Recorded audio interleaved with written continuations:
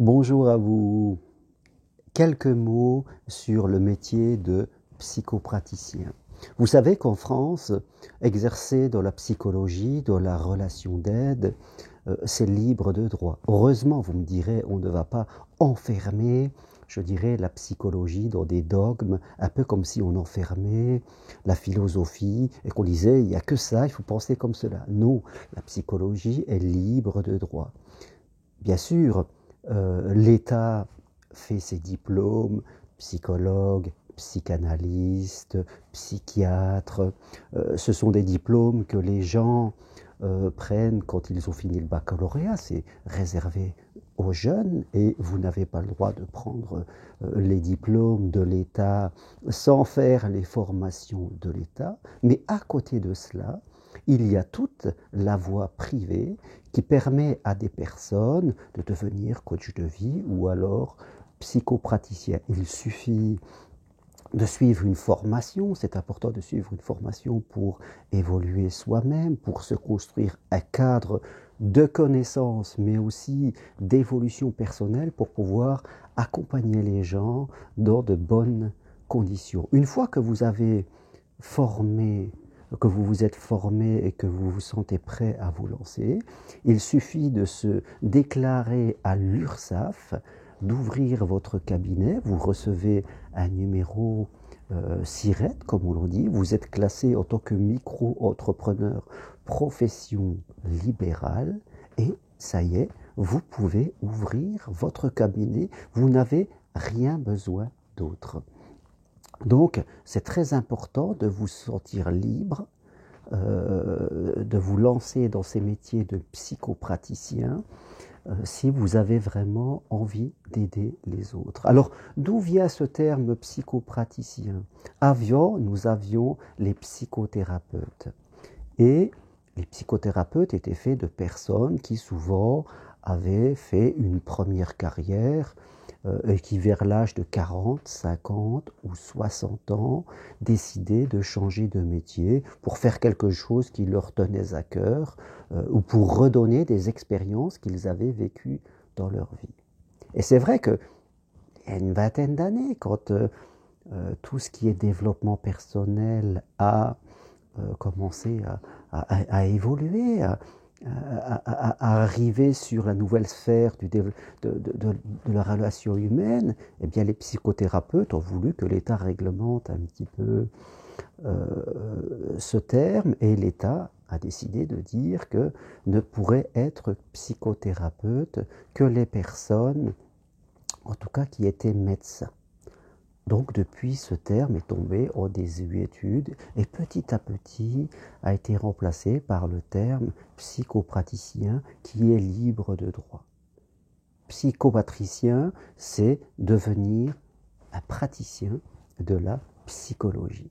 Donc, si vous avez envie de faire ce métier et de vous lancer, sachez que vous êtes totalement habilité à le faire. Parfois, les deux me demandent, quand je propose ma formation personnalisée et individuelle pour faire le métier de psychopraticien, j'ai certaines personnes qui me demandent, oui, est-ce que c'est certifié? Est-ce que je serai certifié, reconnu? On ne sait pas par qui c'est certifié, reconnu. Vous voyez, ça fait appel à notre côté un petit peu scolaire, d'avoir toujours quelqu'un qui vienne nous dire qu'on est certifié par je ne sais pas qui. Oui, vous êtes certifié, vous avez une formation qui certifie que vous allez être formé. Après, ça sera à vous d'évoluer, de progresser dans le domaine dans lequel vous voulez apporter de l'aide. Parce qu'aujourd'hui, c'est vrai, la psychologie a énormément évolué et vous pouvez intervenir dans plein de domaines, que ce soit la vie sentimentale avec toutes les difficultés que l'on peut rencontrer, les familles recomposées et autres, l'accompagnement de jeunes, l'accompagnement de sportifs, l'accompagnement de personnes qui ont des troubles. Vous voyez, entre réparer des personnes et permettre à des personnes d'évoluer dans une certaine spiritualité ou de développer simplement leurs compétences, le champ d'application de la psychologie est vraiment énorme. On ne peut pas tout faire. Ça serait comme ouvrir un restaurant où l'on dirait qu'on fait du couscous, de la pizza, de la choucroute pour essayer de contenter tout le monde. Non, c'est important dans ce que l'on fait d'aller vers un domaine qui nous tient à cœur. Cela ne veut pas dire que vous allez faire ça toute votre vie, mais c'est important. Actuellement, dans mon métier de psychopraticien, j'aide les personnes qui veulent être mieux dans leur vie sentimentale, qu'elles soient en couple, qu'elles soient seules, qu'elles soient déjà en famille. Voilà, j'ai énormément de demandes et c'est très très bien parce que les gens veulent évoluer, ils veulent être heureux les gens. Et c'est un champ d'application qui se suffit à lui-même. Je ne me verrai pas accompagner les gens dans la perte du poids, l'arrêt du tabac. Ça voudrait dire que je ne suis pas concentré exclusivement là-dessus et que je serai moyen. Il faut toujours se méfier des gens qui veulent tout régler et qui font autant du poids que des phobies, de la vie sentimentale. On ne peut pas tout faire. On a souvent des choses que l'on aime et c'est important de se lancer dans ce que l'on aime. Donc, ce métier de psychopraticien, et je voulais partager quelques mots là-dessus à toutes les personnes qui doutent un peu, qui se posent des questions, qui auraient envie mais qui se disent je ne serai pas compétente, je suis trop âgée, je n'ai pas les bons diplômes. Si vous pouvez, vous le pouvez, parce que comme je le répète, les anciens psychothérapeutes étaient des gens qui avaient 50, 60, voire 70 ans. On peut toujours aider les autres parce que c'est important. En tant que psychopraticien, je dirais, vous faites appel aussi à vos références, à toutes les difficultés que vous avez traversées dans votre vie. Ce sont aussi ce qui va vous permettre de développer des ressources. C'est très important.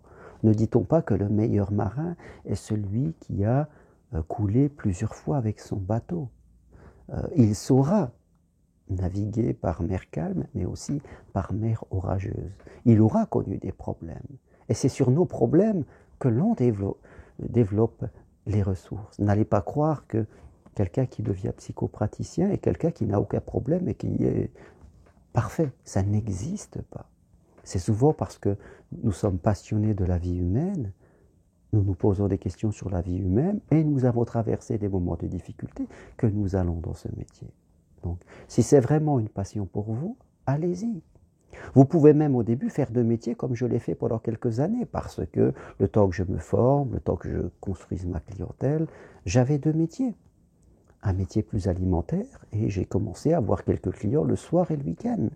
Et après, au fur et à mesure, j'ai pu, une fois que j'ai eu ma clientèle, démissionner de mon métier en toute sécurité. Il ne s'agit pas de se mettre en danger financier. Donc, si vous êtes passionné de l'humain, donnez-vous la permission de vous former et de construire cette confiance. Parfois, des gens ne se sentent pas légitimes au début, quand ils se lancent là-dedans. Mais c'est normal, au début, on n'est pas légitime. On manque de confiance, on manque de repères, mais c'est valable dans tous les métiers. Mais au fur et à mesure de la formation, et avec vos premiers clients, eh bien, vous allez construire cette légitimité et cette confiance. C'est vraiment quelque chose qui se construit et que vous ne pouvez pas avoir au début. Donc, si vous avez peur des doutes, accueillez-les, acceptez-les et vous verrez que vous allez progresser tout doucement avec le temps. Donc, même si vous avez un métier, voilà, la formation de psychopraticien n'est pas une formation surtout telle que je la propose, qui est possible à distance de chez vous, avec des rendez-vous entre vous et moi, par Skype, WhatsApp, vous recevez des documents, des MP3, vous les apprenez, on a des entretiens ensemble. Voilà, nous sommes des adultes, on n'a pas besoin à 40, 50 ans de retourner dans une salle de classe comme si on était un élève qui avait 18 ans. Nous sommes capables de gérer notre temps, de travailler plus vite et d'apprendre. On n'a pas besoin que quelqu'un nous surveille, nous donne des devoirs. Vous voyez, nous sommes des adultes. Être psychopraticien, c'est devenir un adulte autonome et permettre aux autres de devenir également des adultes autonomes. Voilà les quelques mots que j'avais envie de vous parler de cette formation. Vous savez que je suis aussi formateur si vous me suivez un petit peu.